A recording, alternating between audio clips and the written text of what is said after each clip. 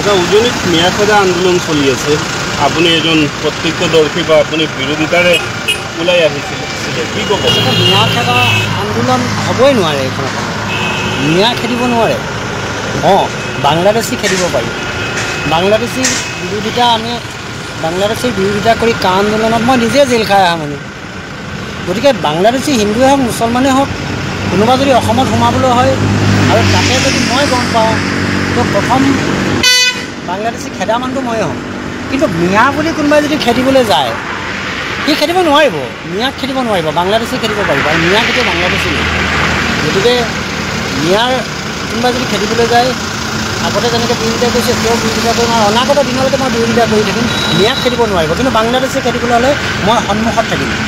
বাংলাদেশী খেদাৰ যুদ্ধত মই সন্মুখত থাকিম। যি কৰিবলৈ কয় চৰকাৰে তাকে কৰিব। কিন্তু মিয়া খেদিব নোৱাৰিব, কাৰণ মিয়া নগাঁৱৰ। গতিকে এখন জিলাৰ পৰা আনখন জিলাত যদি কোনোবাই খেদিবলৈ যায় তাৰ বিৰোধিতা কৰি আছে আৰু কৰি থাকিব।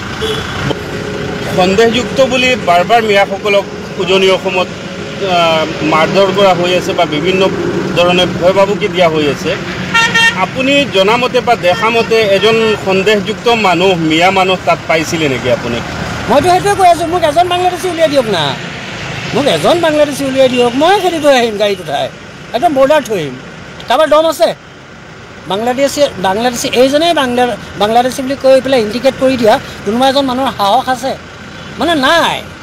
আৰু যদি আছে দেখাই দিয়ক, আমি খেদাম। তোমালোকে ইমান কেলৈ টেনশ্যন লৈ থাকিব আছে?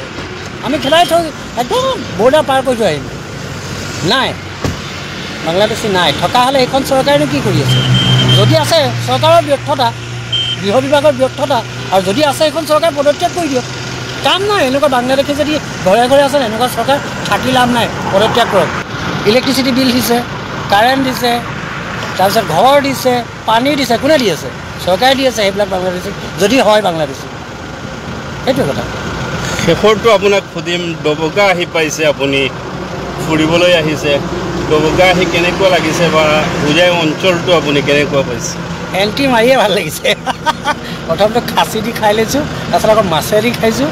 এতিয়া সুন্দৰ এক আতিথ্য আপোনালোকে যিটো কৰিছে খুব ভাল লাগিছে। এইটো আৰম্ভণিহে, আকৌ গোটেই ৰাতিটো আছেই আকৌ খাবলৈ বা খুৱাবলৈ। মুঠতে ভাল লাগিছে, আপোনালোকক লগ পাই ভাল লাগিল। আৰু ডবকাৰ লগত বা হোজাইৰ লগত মোৰ আগৰ পৰাই এটা সম্পৰ্ক, যিহেতু হোজাই মানুহখিনি আমাৰ তালৈ গৈ থাকে বা আমিও ইয়ালৈ আহি থাকোঁ ব্যৱসায় সূত্ৰে। তো আগৰ পৰাই মোৰ এটা ভাল সম্পৰ্ক, আৰু এই সম্পৰ্কটো যাতে সুদৃঢ় হয় তাকে